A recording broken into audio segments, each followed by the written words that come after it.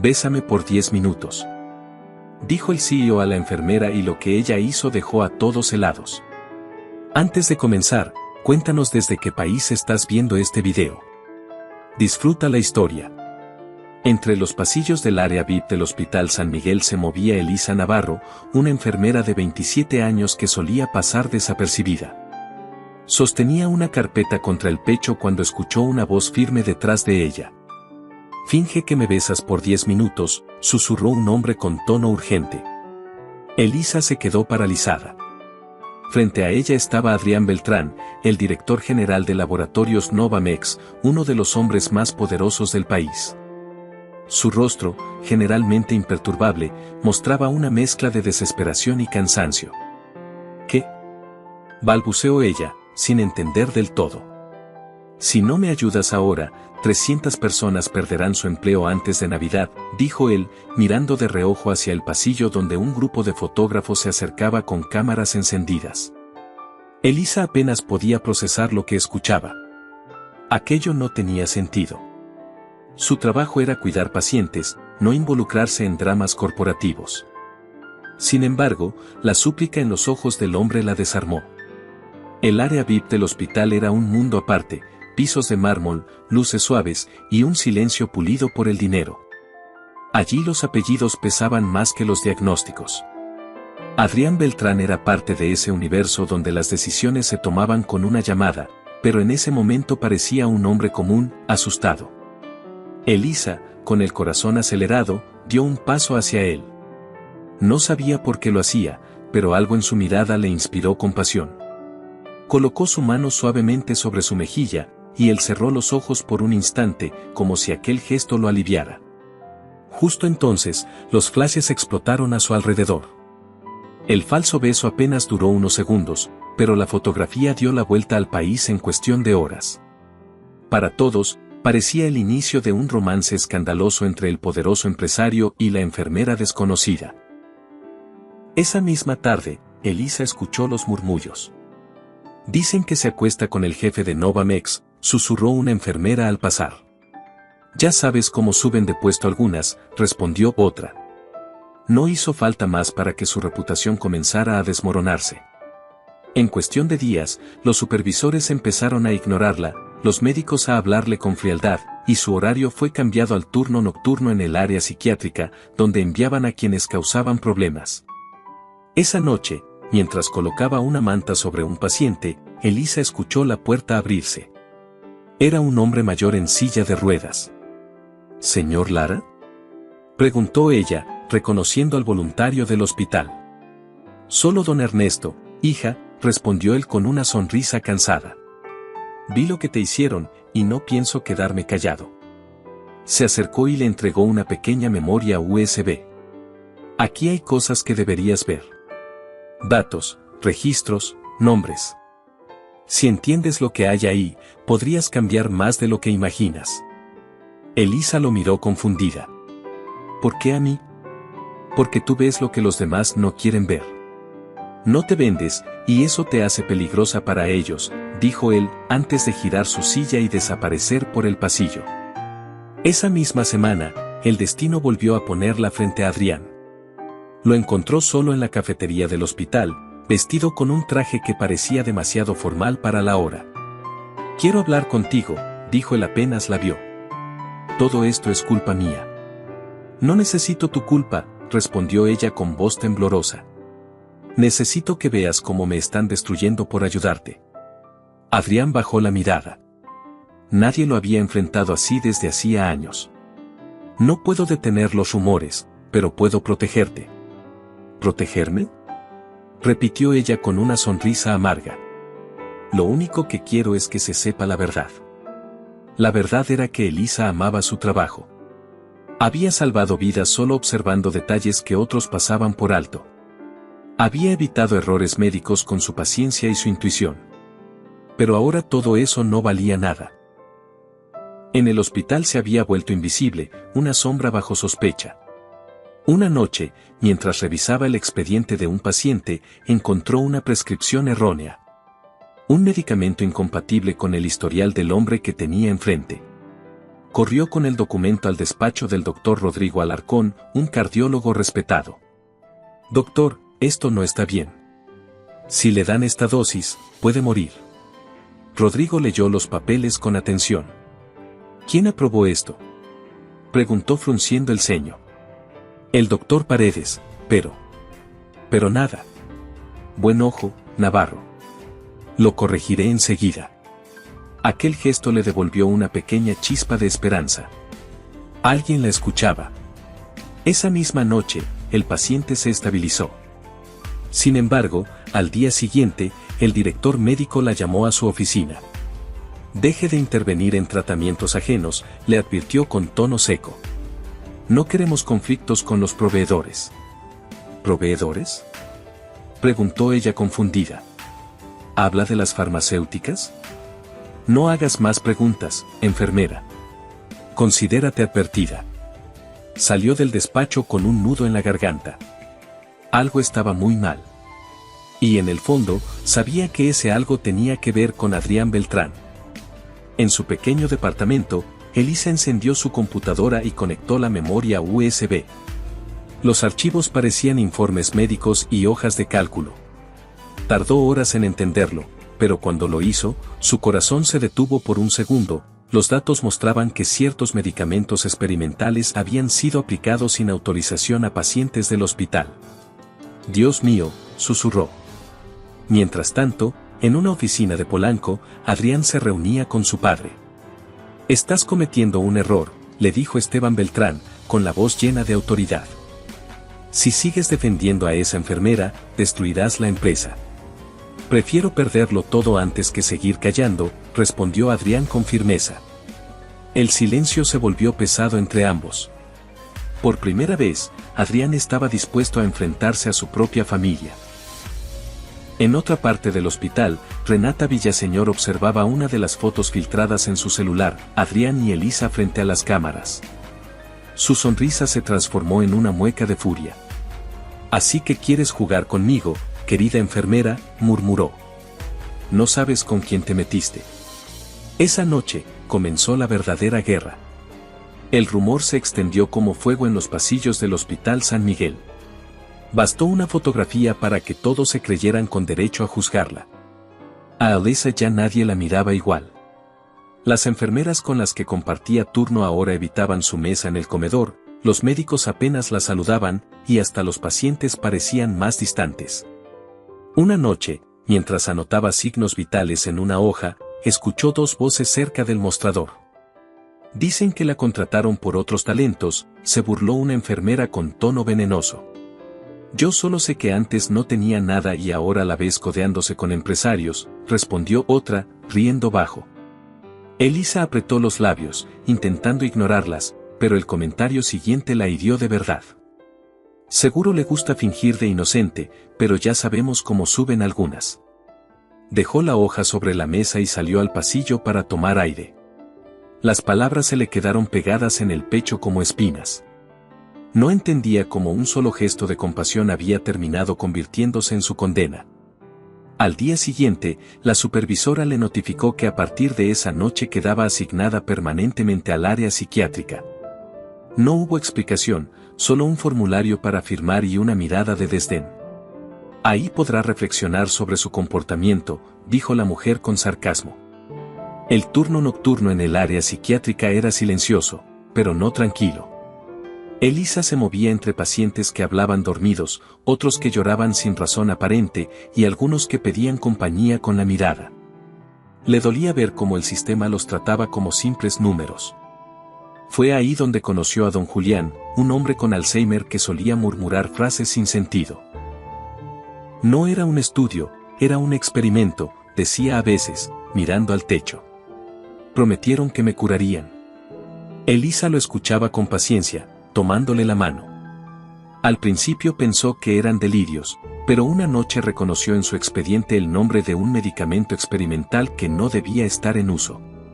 «¿Quién autorizó esto?», preguntó al revisar el registro. Buscó al doctor Rodrigo Alarcón y le mostró la hoja. Él la examinó en silencio. «Esto no puede ser», murmuró. «Ese fármaco aún no pasó las pruebas clínicas». Pero lo están usando, insistió Elisa. Rodrigo suspiró, consciente del riesgo que implicaba hablar.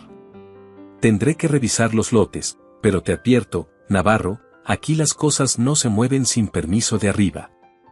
Las cosas de arriba tenían nombre y apellido, Renata Villaseñor. La mujer que controlaba el Consejo de Farma Villaseñor, competidora directa de Novamex y exprometida de Adrián Beltrán.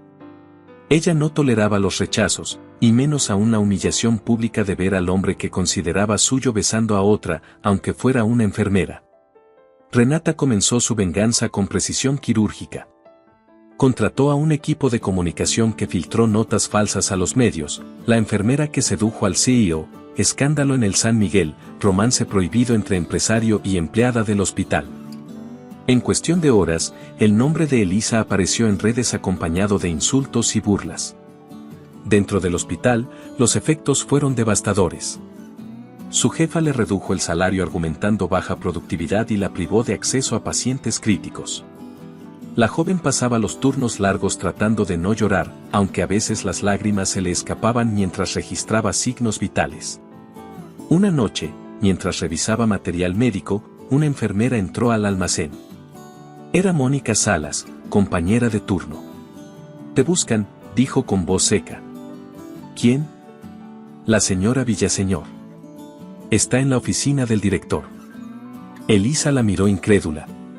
«¿Renata Villaseñor? ¿Qué podría querer conmigo?» «No lo sé», respondió Mónica, sin levantar la mirada. «Solo ve». Cuando llegó, Renata estaba de pie junto al ventanal, con los brazos cruzados y una sonrisa apenas contenida. «Vaya, la famosa enfermera», dijo con tono teatral.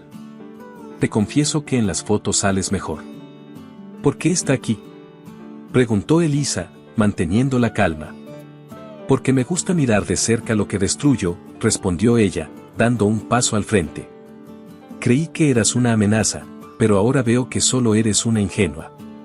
Elisa la observó con serenidad. «No tengo nada contra usted. Solo hago mi trabajo». «Claro que lo haces», dijo Renata con ironía. «Y lo haces tan bien que lograste llamar la atención del hombre que iba a ser mi esposo». Sin decir más, Renata se marchó. Pero Elisa entendió que aquello apenas era el principio. Al volver a su área, Mónica la esperaba con expresión nerviosa. «Lo siento», dijo bajito. «Me pidieron que avisara cuando estuviera sola». «¿Quién te pidió eso?» «Gente de afuera, me ofrecieron dinero». «Tengo a mi hija enferma, Elisa». No supe qué hacer. Elisa no respondió. El dolor de la traición pesaba más que cualquier palabra. Esa madrugada, mientras intentaba concentrarse en el trabajo, recibió una llamada. Era su madre, doña Carmen, tosiendo al otro lado de la línea. «Hija, el seguro ya no cubre mis medicamentos. Me dijeron que fue un error en la base de datos». Elisa cerró los ojos. Sabía que no era un error. Era otro golpe, uno más. «No te preocupes, mamá. Yo lo resolveré», dijo con voz firme, aunque no tenía idea de cómo. Días después, la tensión estalló. Durante la reunión matutina, la dirección anunció que Elisa sería suspendida temporalmente por conducta inapropiada. Nadie la defendió. Los mismos médicos que habían elogiado su precisión ahora fingían revisar documentos para no mirarla. Elisa salió del hospital sintiéndose vacía. En su bolso llevaba apenas unas monedas y la memoria USB que don Ernesto le había entregado. Esa noche, en su pequeño departamento, volvió a encender la computadora. Abrió los archivos y siguió leyendo. Cada línea confirmaba un crimen. Medicamentos alterados, diagnósticos falsos, muertes clasificadas como fallas naturales. Todo apuntaba a un mismo origen, Farma Villaseñor. De pronto, un mensaje apareció en la pantalla.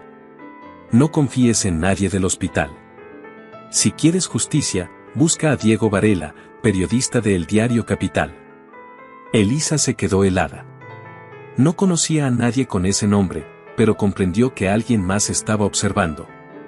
Mientras tanto, en un despacho iluminado de Polanco, Adrián Beltrán miraba su reflejo en el ventanal. Llevaba 3 noches sin dormir. La culpa lo perseguía, y las amenazas de Renata no paraban. Su padre entró sin tocar la puerta. Tu silencio sería suficiente para que todo vuelva a la normalidad.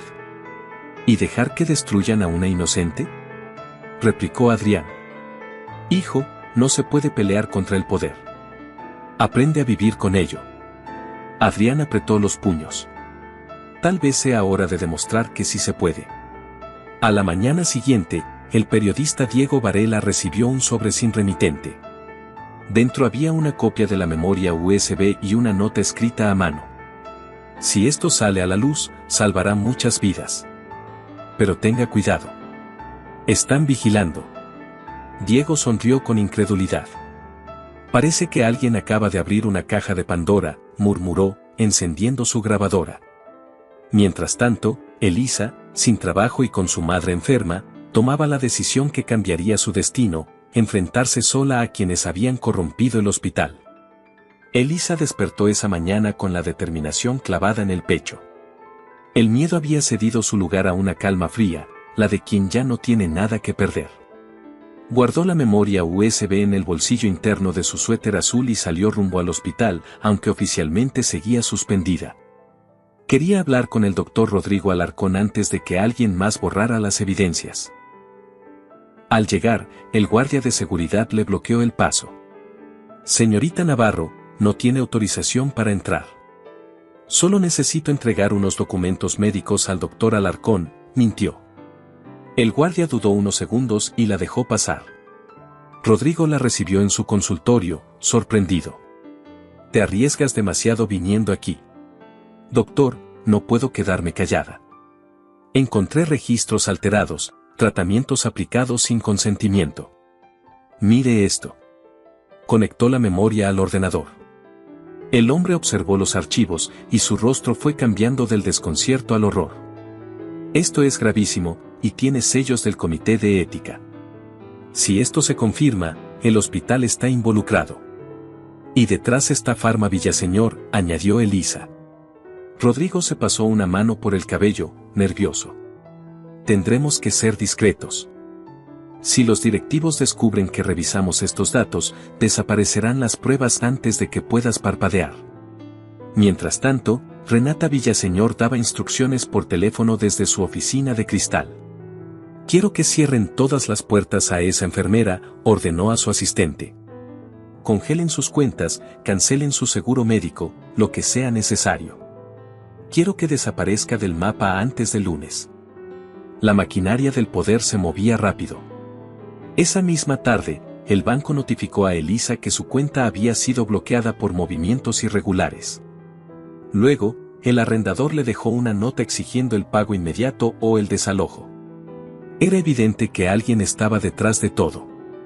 Esa noche, sin un centavo y con la lluvia golpeando las ventanas de su departamento, Elisa encendió una lámpara y marcó el número que había hallado en el mensaje anónimo. ¿Diego Varela?, preguntó con voz baja. Depende quién lo pregunte, respondió el periodista del otro lado, con tono cauteloso. Soy la enfermera Elisa Navarro. Creo que usted tiene algo mío. Hubo silencio unos segundos. Entonces necesitamos vernos, dijo finalmente. Mañana, 7 de la noche, cafetería El Farolito, en la Roma. Y venga sola. A la mañana siguiente, Adrián Beltrán se presentó en el hospital sin escolta. Caminó directo al despacho del director general. Necesito acceso a todos los contratos de suministro de medicamentos con Pharma Villaseñor, dijo con voz firme. El director intentó sonreír. Eso no es posible, señor Beltrán. Son documentos confidenciales. Nada de lo que involucre vidas humanas es confidencial, replicó. El enfrentamiento fue breve, pero dejó claro que Adrián ya no obedecería las reglas del silencio. Por la tarde, Elisa llegó a la cafetería. Diego Varela era un hombre de unos 30 y tantos, delgado, con barba descuidada y mirada curiosa. Tenía frente a sí una laptop repleta de archivos. Revisé lo que me enviaste, dijo sin rodeos. Si esto es real, estás en medio del escándalo médico más grande de los últimos años. Es real.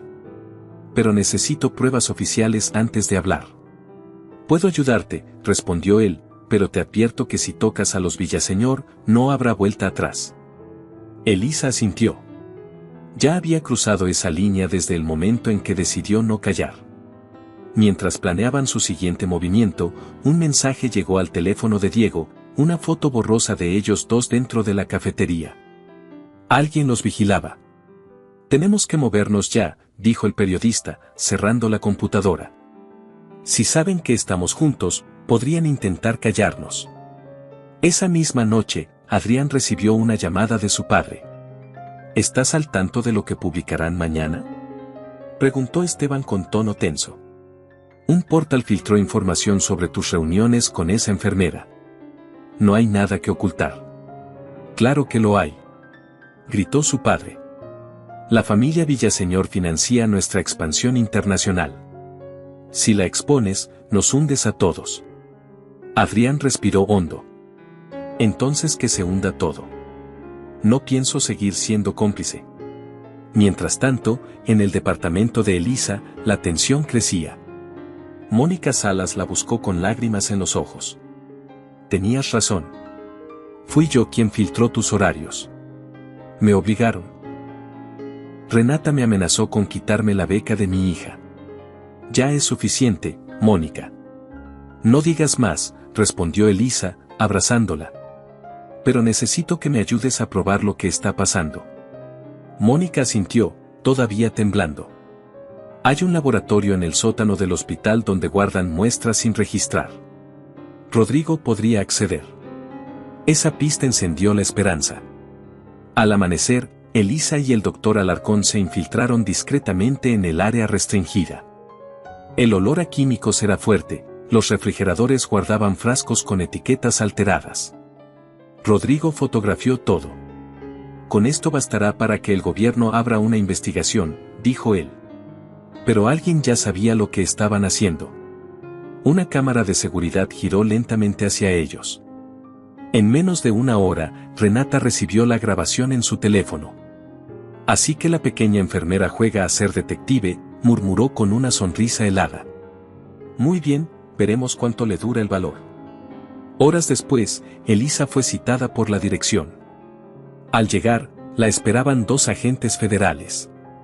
Señorita Navarro, queda bajo investigación por falsificación de registros médicos y aceptación de sobornos. Elisa sintió que el mundo se le derrumbaba. Eso es mentira. No he hecho nada malo. Los documentos dicen lo contrario, replicó uno de los agentes, mostrándole una carpeta llena de evidencias. Al salir del hospital escoltada, las cámaras de televisión ya estaban allí. Los reporteros gritaban preguntas, los flashes la cegaban. En las redes, el nombre Elisa Navarro se convirtió en tendencia. Los titulares hablaban de corrupción médica, de escándalo farmacéutico y de una enfermera traidora. Desde su oficina, Adrián observó la transmisión con el rostro desencajado. Esto fue demasiado lejos, murmuró. Por su parte, Diego Varela revisaba los videos de seguridad que un contacto anónimo le había enviado. En uno de ellos se veía a hombres de traje saliendo del laboratorio la misma noche del arresto de Elisa, cargando cajas selladas. Intentan borrar las pruebas, dijo entre dientes. Pero no lo lograrán. Esa noche, mientras Elisa permanecía detenida temporalmente en una pequeña oficina del hospital, una figura apareció frente a ella, Adrián Beltrán. Te sacaré de aquí, prometió. Lo juro por mi nombre. Elisa lo miró con cansancio, pero en sus ojos aún había fuego. No quiero promesas, Adrián. Quiero justicia. Hagamos un juego para quienes leen los comentarios. Escribe la palabra tortilla en la sección de comentarios. Solo los que llegaron hasta aquí lo entenderán. Continuemos con la historia. Elisa pasó la noche en una sala fría del hospital, convertida en una especie de prisionera invisible. No había barrotes, pero sí guardias en la puerta y una sensación de que el mundo entero se había puesto en su contra. Al amanecer, una oficial la acompañó a firmar una declaración. Nadie le explicó nada. Solo le dijeron que estaba suspendida hasta nuevo aviso. Cuando por fin la dejaron salir, Lo primero que hizo fue respirar aire libre. Tenía los ojos rojos, el cabello desordenado y las manos temblorosas. Frente al hospital, entre los curiosos y los reporteros, alguien la esperaba, Adrián Beltrán. «Ven conmigo», le dijo con voz baja. «¿Para qué?», preguntó ella, cansada. «Porque si no lo hacemos juntos, ellos ganan». Elisa dudó, pero lo siguió. Subieron a su auto y condujeron hasta un edificio discreto en Polanco. En el interior los esperaba Diego Varela, el periodista, rodeado de papeles, discos duros y pantallas. «Me alegra verla fuera», dijo con una sonrisa breve. «Tenemos trabajo». Elisa lo miró sorprendida. «¿Trabajo? Acabo de ser acusada de crímenes que ni entiendo».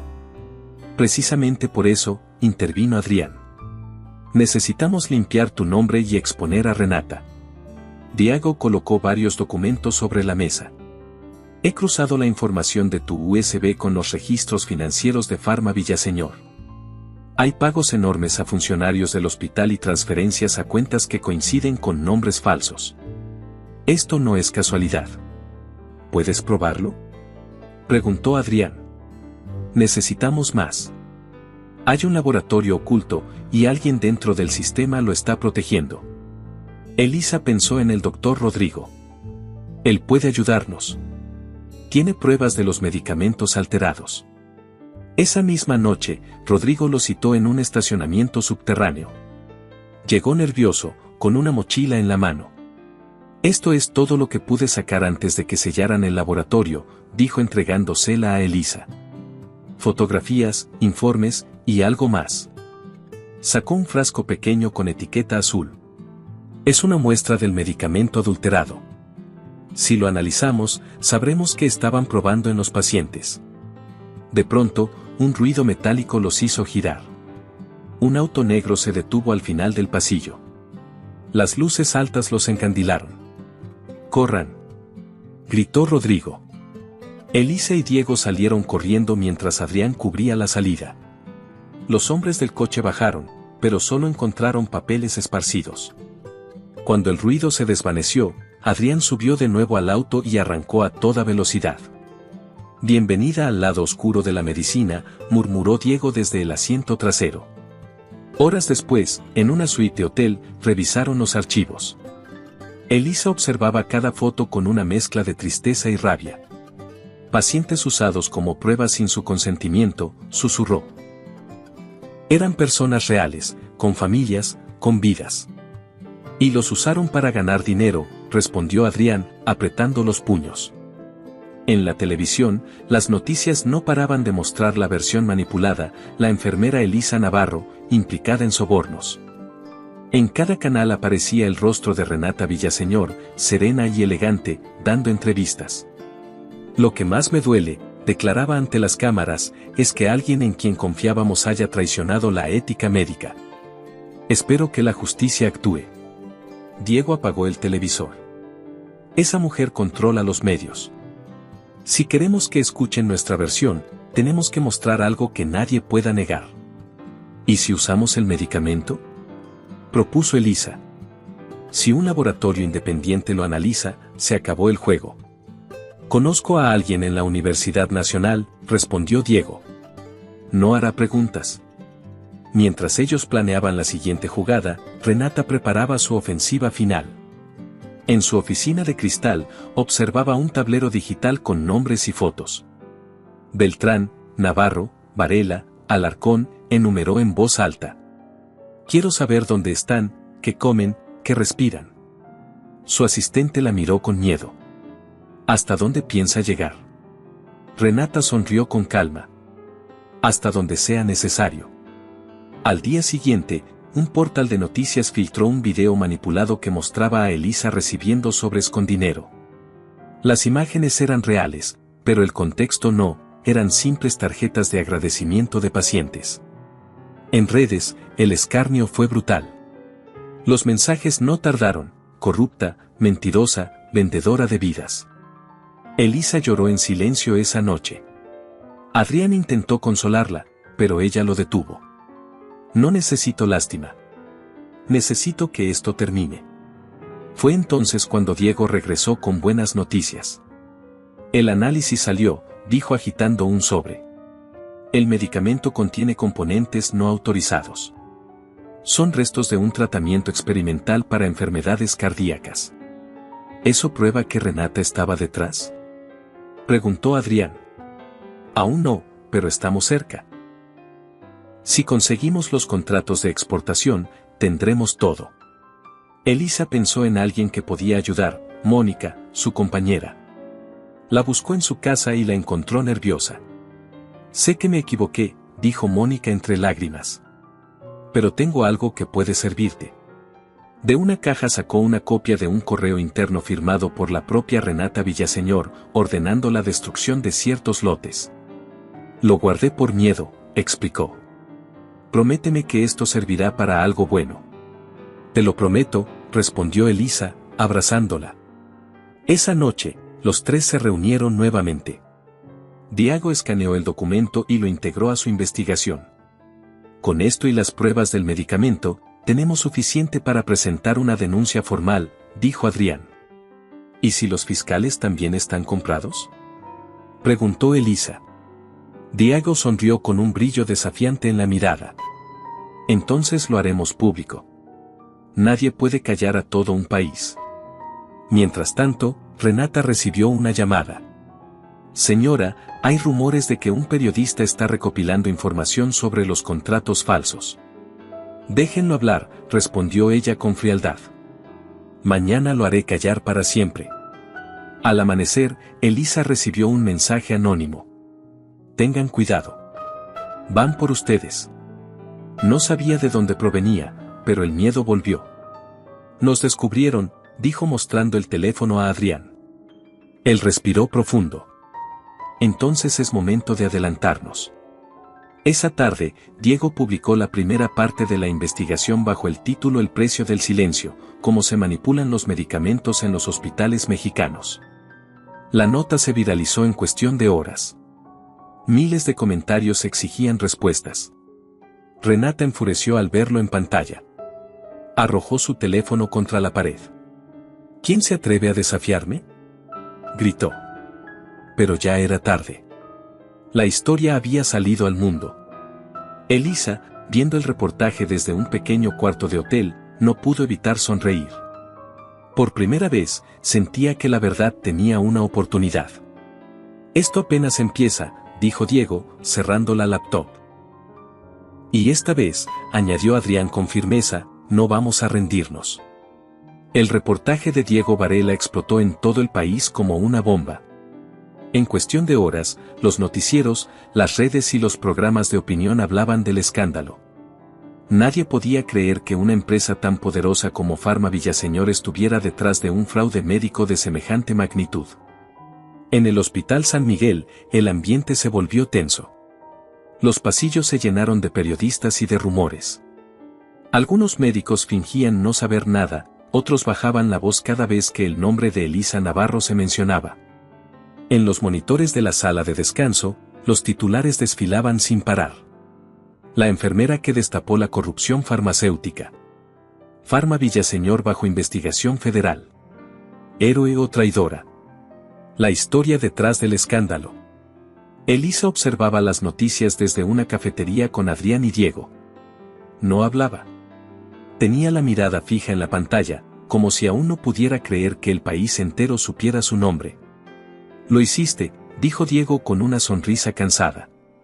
Estás en todas partes. No sé si eso sea bueno o malo, respondió ella, sin apartar la vista del televisor. Es bueno, intervino Adrián. Por primera vez, no pueden esconderse. Pero la reacción de Renata no se hizo esperar.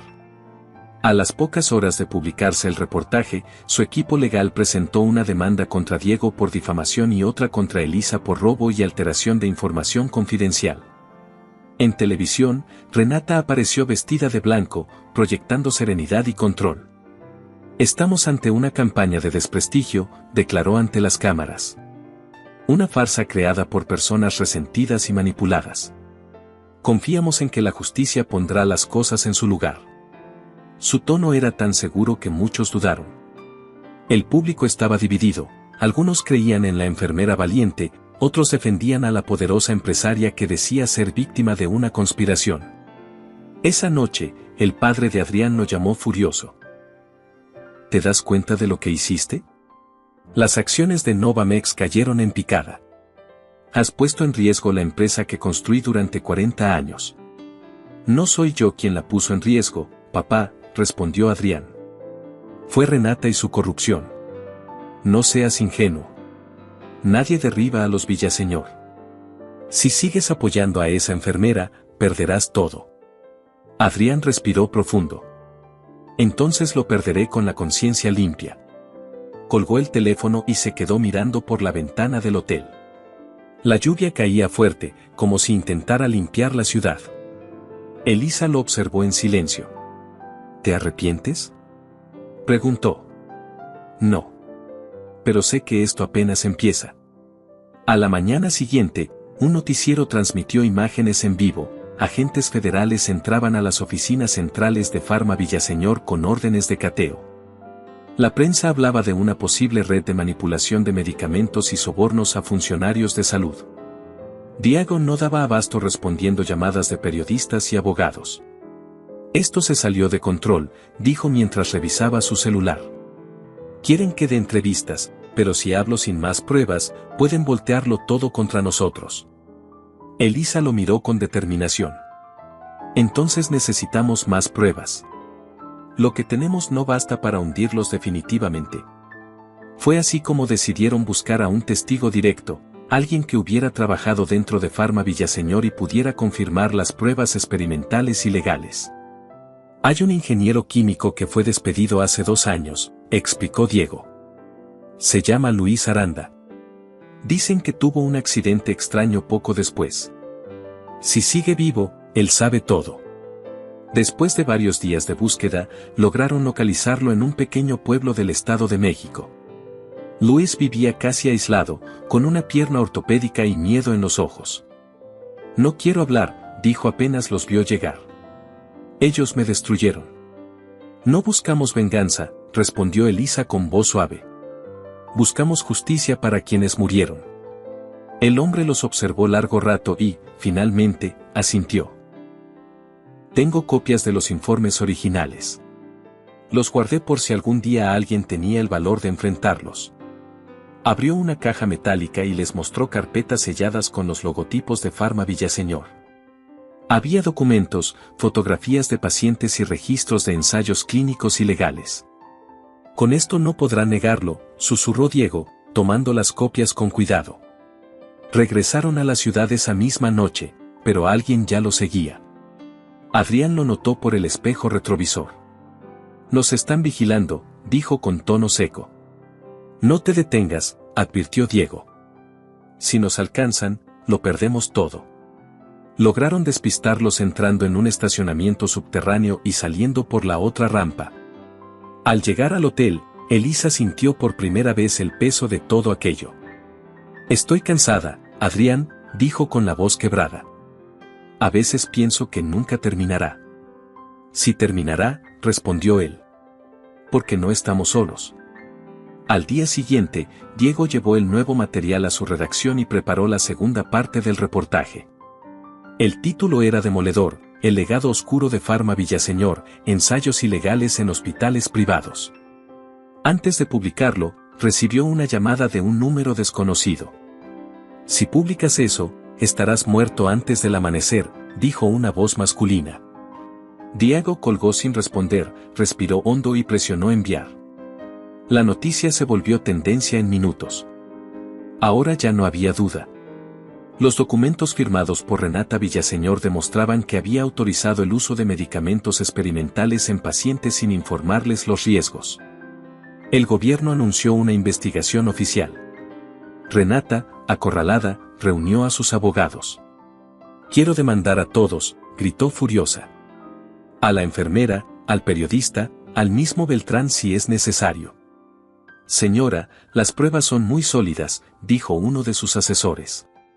Lo mejor sería negociar. ¿Negociar?, respondió con una carcajada amarga. Con gusanos como ellos no se negocia. Se aplastan. Esa noche, un auto oscuro esperó frente al hotel de Elisa. Un hombre se bajó y dejó un sobre bajo la puerta de su habitación. Dentro había una nota. Último aviso. Retírate o alguien más sufrirá las consecuencias. Elisa sintió un escalofrío. Su primera reacción fue llamar a su madre. «Mamá, ¿estás bien?», preguntó con la voz temblorosa. «Sí, hija, tranquila. Estoy en casa viendo las noticias. Estoy orgullosa de ti». La tranquilidad duró poco. Minutos después, el teléfono sonó de nuevo. Era Mónica, su compañera. «Elisa, acaban de trasladar a tu madre a urgencias del Hospital General. Algo le pasó». Elisa corrió sin pensarlo. Al llegar, vio a su madre conectada a una máquina de oxígeno. Los médicos decían que había sufrido una intoxicación por un medicamento alterado. «¿Cómo es posible?», preguntó desesperada. «Ese fármaco está prohibido». «Lo sé», respondió el doctor Rodrigo, con el rostro serio. «Pero alguien lo cambió en el registro». Elisa entendió todo. La estaban atacando donde más dolía. Esa noche, mientras su madre dormía sedada, juró que no se detendría hasta acabar con Renata Villaseñor, sin importar el precio. El Hospital General olía a desinfectante y a miedo. Elisa permanecía sentada junto a la cama de su madre, mirando el monitor del pulso con los ojos enrojecidos.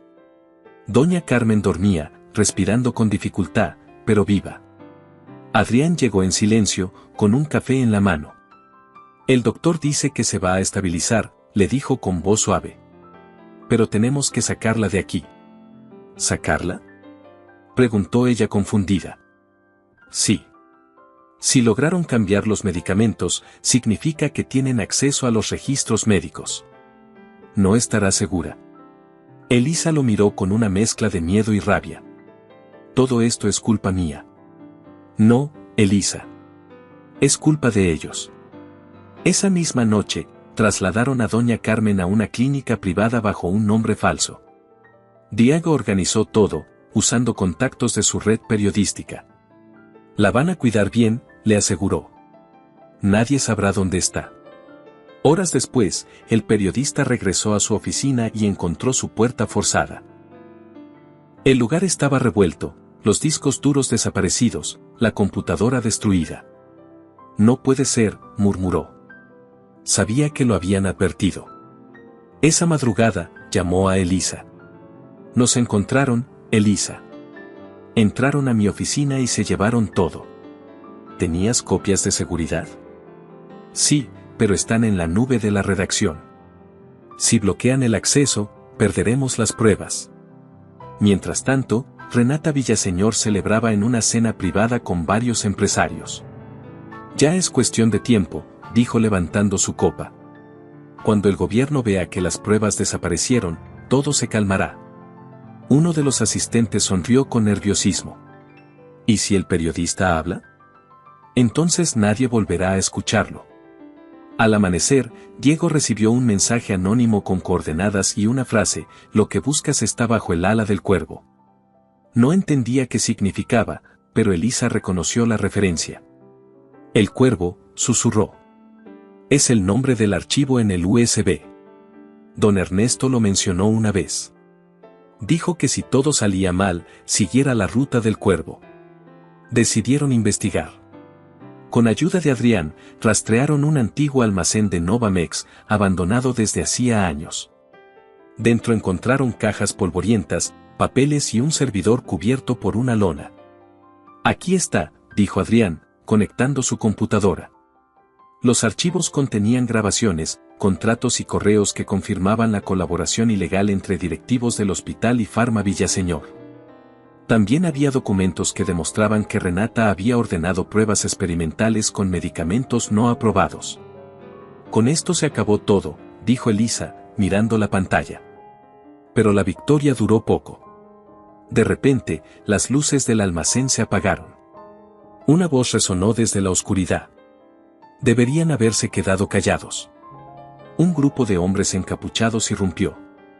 Diego logró esconder el disco duro bajo una caja antes de que los atraparan. Los empujaron hacia un auto y los llevaron a un edificio en las afueras de la ciudad. Los encerraron en una habitación con las ventanas selladas.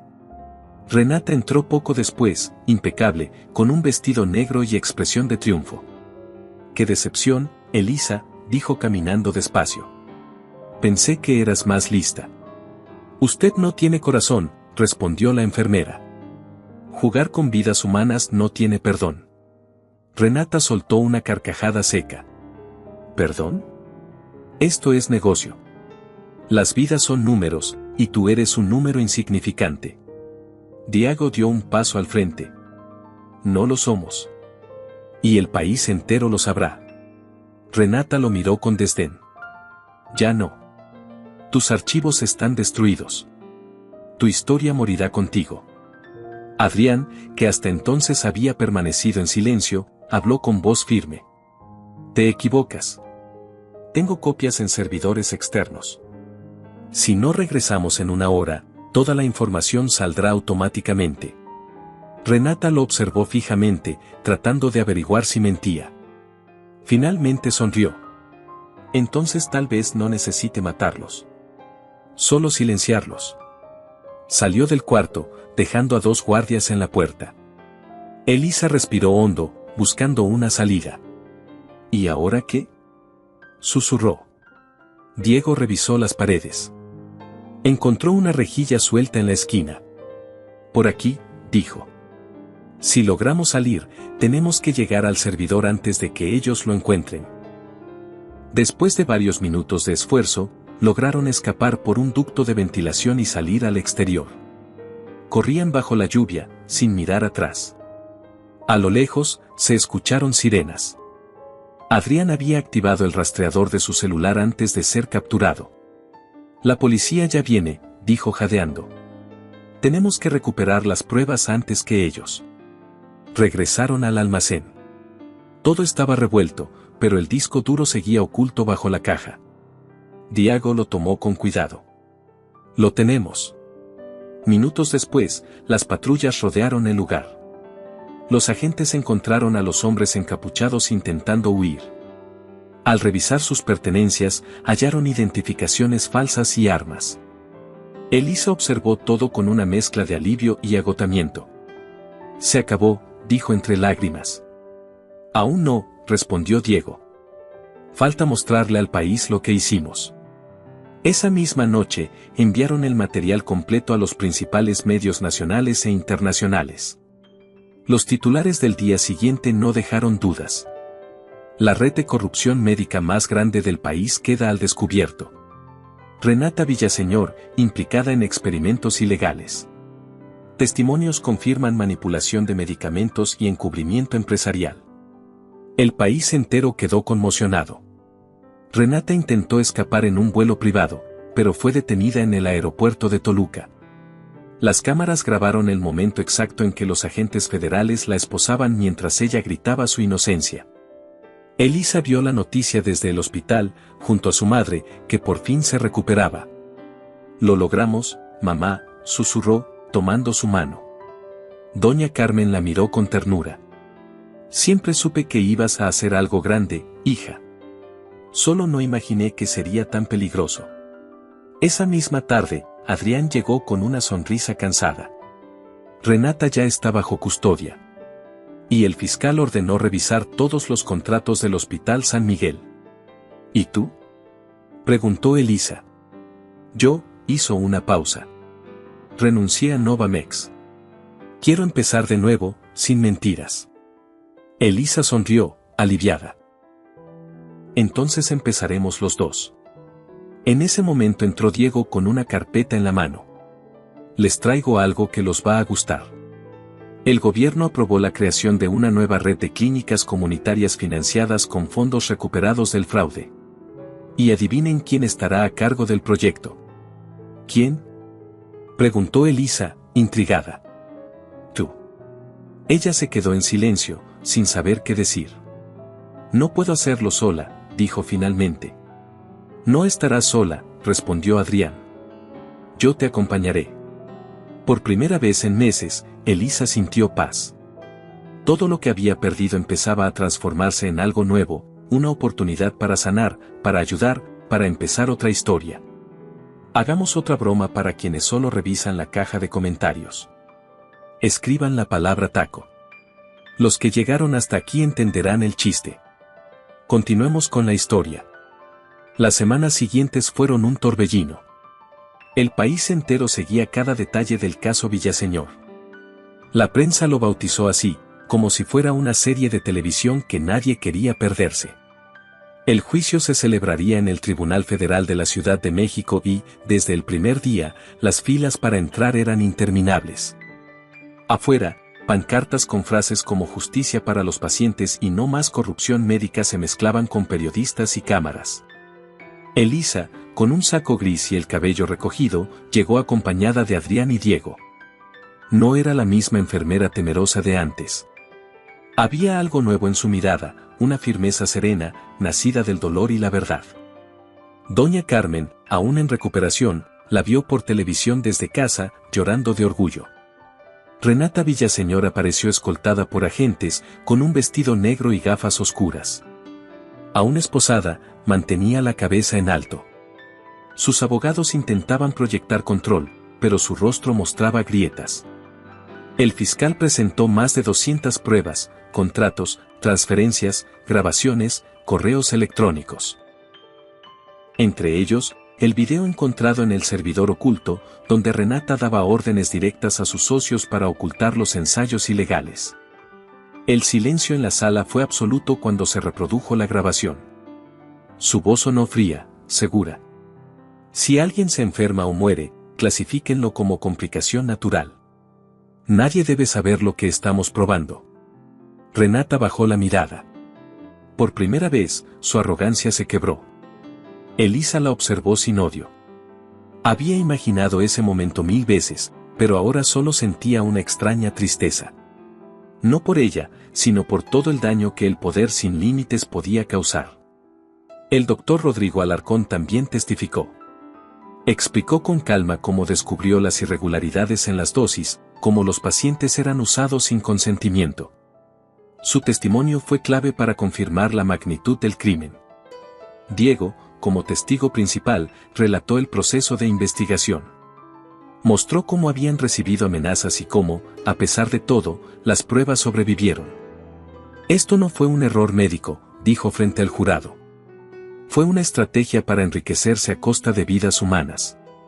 Adrián, por su parte, reveló documentos internos de Novamex que demostraban los intentos de Renata por manipularlo y usar su empresa como pantalla legal.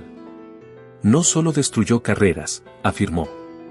Destruyó la confianza en todo un sistema. El juicio duró más de un mes. Renata intentó culpar a sus subordinados, argumentar demencia temporal, incluso acusar a Elisa de haberla provocado. Pero cada palabra que decía la hundía más. Una mañana, antes de entrar a la audiencia final, Adrián y Elisa esperaban en un pasillo del tribunal.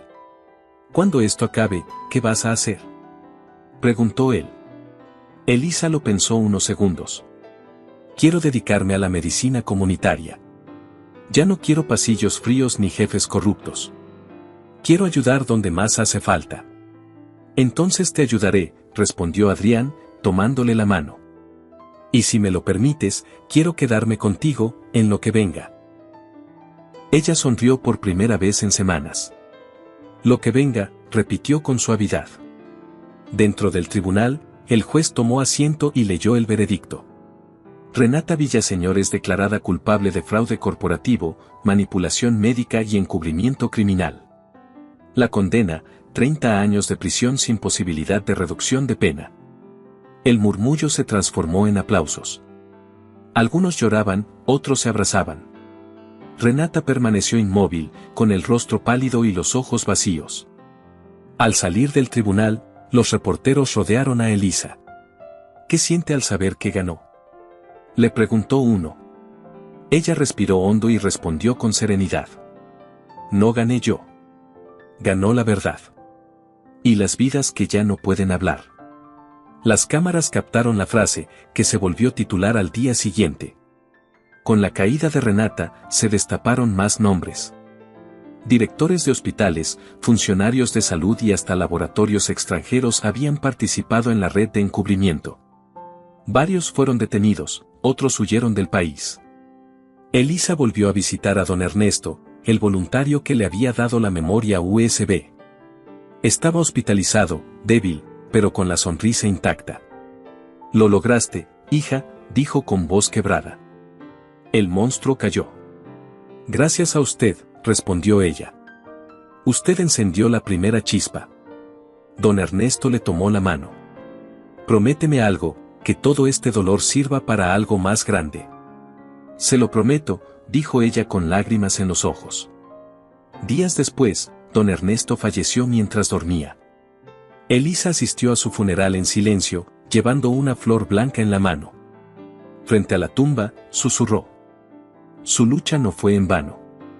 El gobierno anunció la creación de un nuevo programa de salud pública financiado con los fondos recuperados del fraude. El proyecto llevaría el nombre de Fundación Ernesto Lara. Elisa fue designada como directora general, con Adrián a su lado como asesor y responsable logístico. Durante los siguientes meses, trabajaron sin descanso. Las primeras clínicas comunitarias abrieron en zonas rurales, ofreciendo atención gratuita y medicamentos accesibles. Enfermeras jóvenes llegaban de todas partes para capacitarse con Elisa, quien insistía en una filosofía simple: el cuidado no se compra, se da. Diego, por su parte, se convirtió en un referente del periodismo ético. Su reportaje ganó premios internacionales, aunque él siempre repetía que la verdadera historia no era la suya, sino la de una enfermera que se negó a callar. Una noche, después de la inauguración de la quinta clínica, Elisa y Adrián salieron al patio iluminado por faroles. El aire olía a tierra húmeda y esperanza. ¿Sabes?, dijo él con una sonrisa. Cuando te conocí, pensé que eras tímida. Y lo era, respondió ella riendo. Hasta que me cansé de que el miedo decidiera por mí. Él la miró con ternura. Lo que hiciste cambió más que un sistema. Cambiaste vidas. No yo, respondió ella, mirándolo a los ojos. Lo hicimos todos. Por un instante, se quedaron en silencio, observando las luces de la clínica que llevaba el nombre de su viejo amigo. La historia de Elisa Navarro se volvió símbolo de valentía. Universidades, congresos médicos y medios de comunicación contaban su historia como ejemplo de integridad. Pero ella nunca buscó fama. Lo único que quería era devolverle dignidad a su profesión. Una tarde, mientras preparaba un discurso para un foro de salud pública, recibió un mensaje de Diego. Prepárate. La grabación de tu testimonio será parte de un documental. Lo van a llamar, El valor de una enfermera, . Ella sonrió y respondió. Si eso inspira a alguien a no rendirse, valdrá la pena. 8 meses después del juicio, la vida de Elisa Navarro había cambiado por completo. Ya no usaba el uniforme blanco del hospital ni caminaba entre pasillos silenciosos. Ahora recorría clínicas llenas de risas, de voces y de gente agradecida. El país hablaba de la Fundación Ernesto Lara, una red de atención médica gratuita que crecía más rápido de lo que nadie imaginó. En la entrada de la primera clínica, una placa de metal brillaba bajo el sol. Dedicado a todos los que no se rindieron, incluso cuando los llamaron invisibles. Cada día, Elisa llegaba temprano, revisaba informes, saludaba a los pacientes y conversaba con los nuevos voluntarios. Había formado un equipo de enfermeras jóvenes, la mayoría mujeres que venían de hospitales públicos, cansadas de la indiferencia y la burocracia. Les enseñaba lo que había aprendido a la fuerza, que un gesto sincero puede salvar una vida, y que decir la verdad nunca es un error, aunque duela. Una mañana, mientras revisaba unos papeles en su oficina, recibió una llamada del Ministerio de Salud. Señora Navarro, queremos informarle que la Fundación ha sido seleccionada para recibir el Premio Nacional de Ética Médica. Elisa se quedó en silencio unos segundos. Gracias, dijo finalmente, pero no lo hice por premios. Lo sabemos, respondió la funcionaria con calidez. Precisamente por eso lo merece. El evento de premiación se realizó en el Teatro de la República. Los asientos estaban llenos de médicos, funcionarios, periodistas y familias que habían sido beneficiadas por las nuevas clínicas. Elisa subió al escenario vestida con un traje blanco sencillo. La ovación fue tan fuerte que por un momento tuvo que cerrar los ojos para no llorar. Hace un año, comenzó, era una enfermera más, invisible, como miles en este país. Pero aprendí que el silencio puede matar más que la enfermedad. La sala guardó silencio. No hice nada heroico. Solo decidí decir la verdad. Y descubrí que cuando uno se atreve a hacerlo, otros también encuentran el valor para hablar. Levantó la mirada hacia el público. Este premio no es mío. Es de cada persona que alguna vez fue ignorada, subestimada o callada. Porque la justicia empieza cuando alguien se atreve a escuchar. El aplauso fue largo, sincero, cálido. En la primera fila, Adrián Beltrán la observaba con una mezcla de orgullo y amor.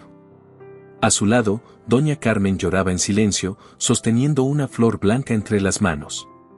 Diego grababa discretamente con su cámara, sabiendo que esa escena sería el cierre perfecto para su documental. Al terminar el evento, los tres salieron juntos al vestíbulo. La prensa se acercó con micrófonos. ¿Qué viene ahora para la Fundación Ernesto Lara?, preguntó un reportero. Seguir creciendo, respondió Elisa sonriendo. Y seguir recordando que la salud no es un privilegio, sino un derecho.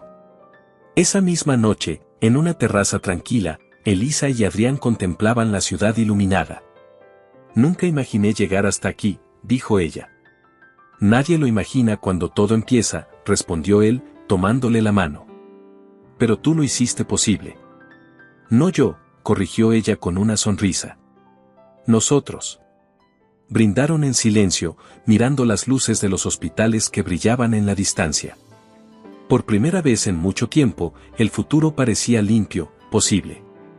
Semanas después, el documental El valor de una enfermera se estrenó en Televisión Nacional. En él, Diego Varela narraba la historia de Elisa desde el primer día en que la cámara captó aquel beso fingido en el Hospital San Miguel.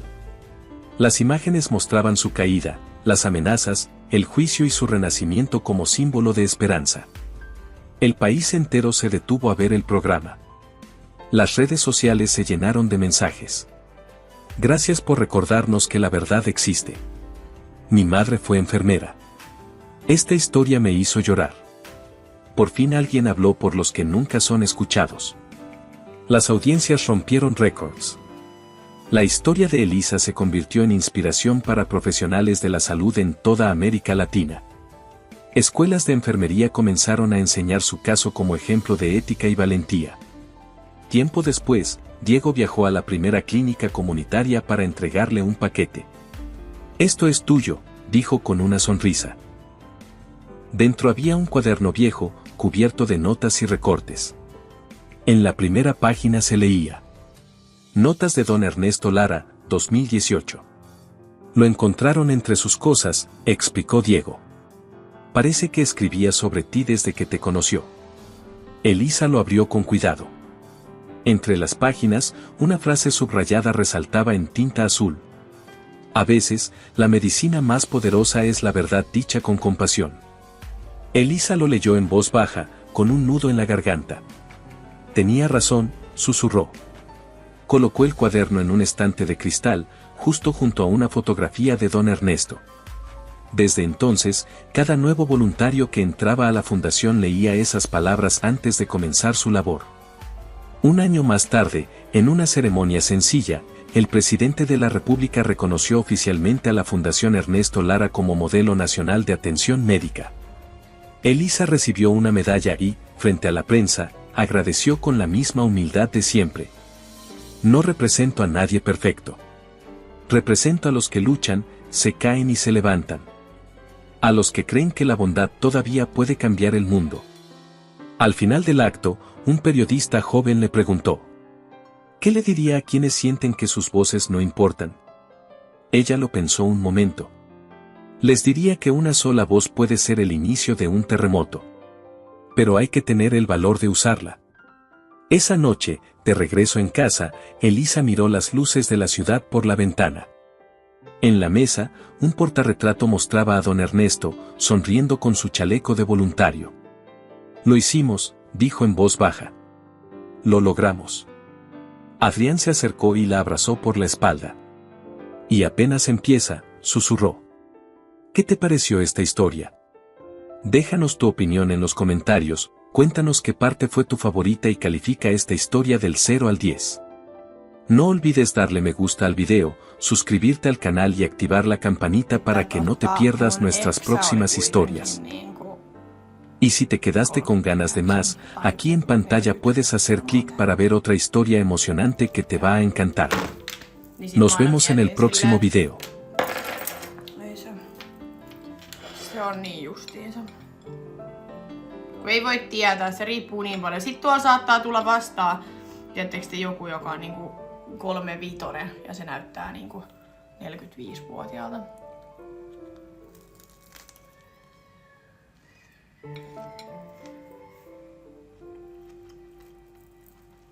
Lokit. Mä kuulin. Jumalauta. Oi vittu. Mut joo, semmoista ei mulla oikein.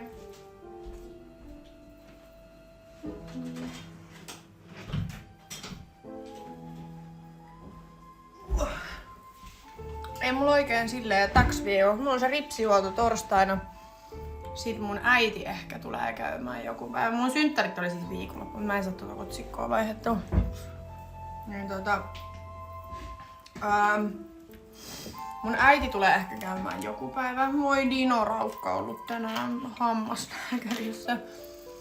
Poistettu 4 hammasta. Mulla pupunen. Miettikää, sen vuosi sitten käyty sen kanssa poistaa hampaita ja taas. Se oli sanonut se eläinlääkäri, että se on niin vanha jo, että ne menee nopea.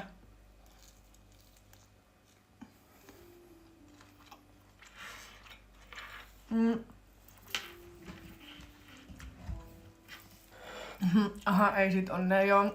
Sori, mä en saa sitä otsikkoa vaihdettua.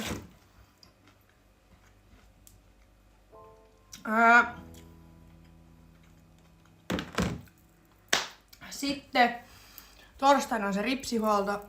Äiti sanoi, että se voisi tulla käymään joku päivä. Sitten lauantaina on Emman synttärit. Mä oon kutsunut Isbe ja Niina tähän mun luokse. Et katsotaan, että juodaan vähän viiniä ja käytäs siellä. Mut mä en haluis juoda, tiettekö te, silleen, että mä lähden niinku dokaa tai mä oon niinku aamuun asti missään.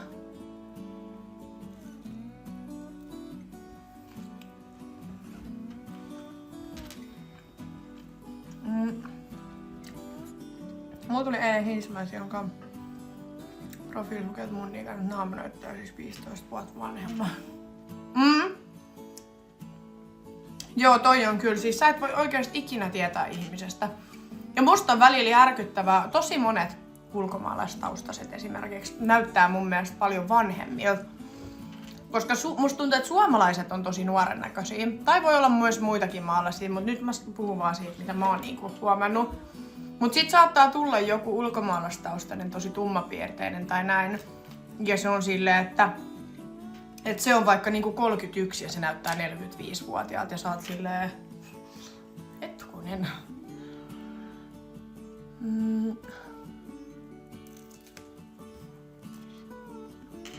Mä en laita Modexori ketään, ketä mä en tiedä.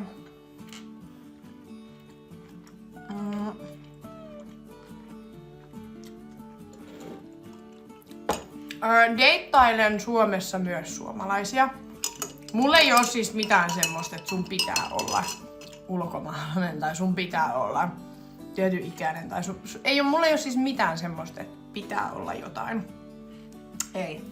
Ihan täysin riippuu. Mä vaan oon huomannut silleen, että no jotenkin musta tuntuu helpommalta deittailla ulkomaalaisia. Okei, myös sen takia, että mä voin puhua sit tänne niistä paljon vapaammin.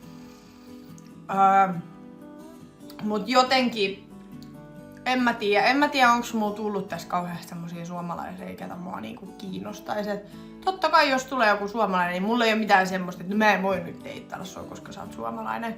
Ei todellakaan. No.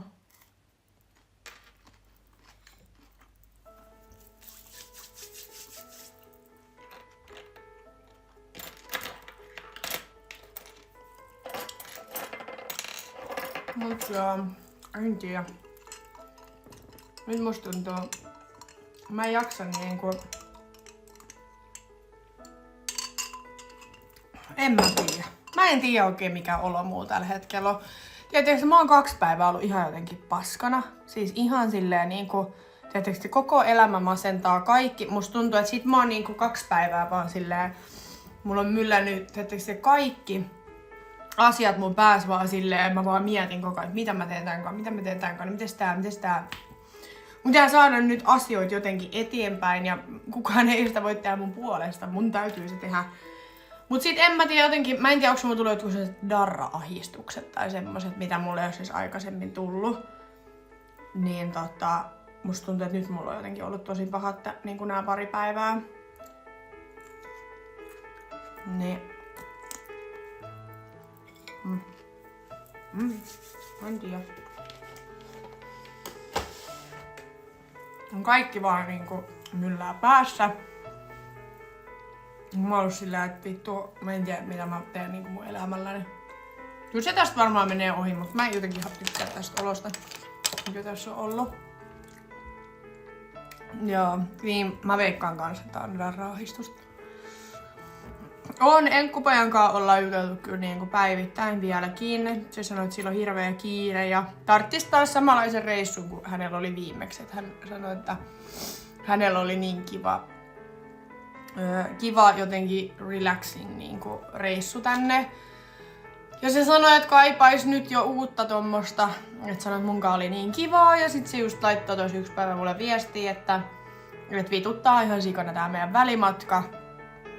Et koska meillä on niin hyvä kemia ja meillä on niin, että on jotenkin tuntuu haasteelliselta tää koko keissi siis silleen, että meidän pakko niinku aina, toisen on pakko aina ottaa jotain lomaa ja lähteä sinne toiseen maahan, missä toisella ei ole mitään muuta kuin se toinen. Mäkin sanoin sitä, että se olisi ihana deittailla tietysti silleen, että me voitais nähdä aina välillä.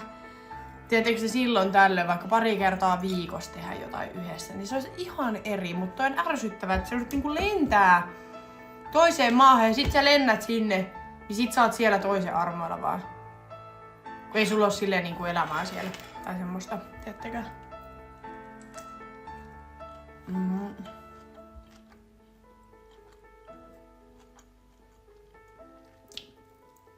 Mut joo.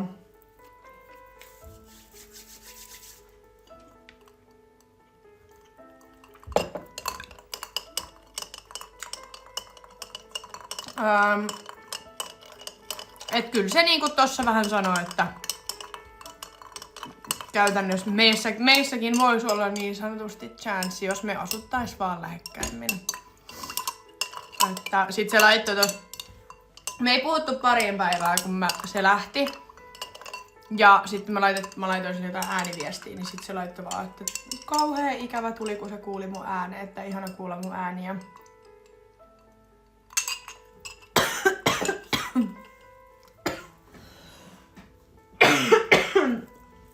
Nyt mä kuolen.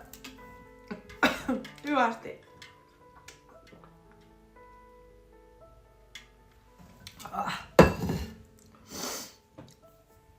Mut joo. Onhan se harmillista. Ja sitten miten se ottelija Afrikan reissu? Mä itse asiassa just tässä liven alussa sanoin siitä, että mä puhuin sen kai itse asiassa tänään. Kun sillä piti olla se matsi huhtikuun 10. päivä. Mut kun silloin se nenä murtunut, niin se ei saa otella vielä nyt siinä. Eli siihen on tullut nytten ratkaisu. Eli hän ei saa otella vielä. Mutta hänellä on tullut uusi ottelu, mikä on sitten Nigeriassa kesäkuussa. Ja sit kun mä laitoin silleen, että et sä et meinaa nyt otella siellä Etelä-Afrikassa, niin sit se laittoi vaan, että eiks mulle Nigeria kelpaa. Sit mä olin silleen, käy, että en mä tiedä, että onks mun kutsu voimassa sinne. Sit se oli vaan, että on sun kutsu voimassa sinne, mutta siihen on nyt 2 kuukautta aikaa. Mut kyllä mä haluaisin lähteä siellä käymään sitten. se siirtyi nyt kesäkuun niin sanotusti puoleen.